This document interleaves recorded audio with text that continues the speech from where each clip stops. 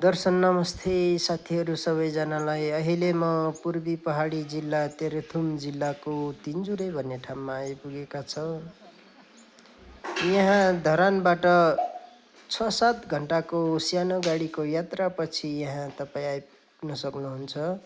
यो ठाउँमा विशेष गरेर समुद्र सतहबाट 2800 देखि 3000 मिटरको हाइटमा अवस्थित रहेछ। यो ठाउँमा जानलाई प्राय जसो इभी गाडी अथवा सानो गाडीमा आउनु पर्दो रहेछ। यो ठाउँमा आइसकेपछि यहाँ थरीथरीका 28 प्रजातिका लालीगुराँसले मनमोहक दृश्य सँगै अवलोकन गर्दै तपाईँको यात्रामा अविस्मरणीय क्षणहरू सेल्फी अनि फोटोहरूमा कैद गर्दै टिकटकहरू बनाउँदै जान पाइँदो रहेछ।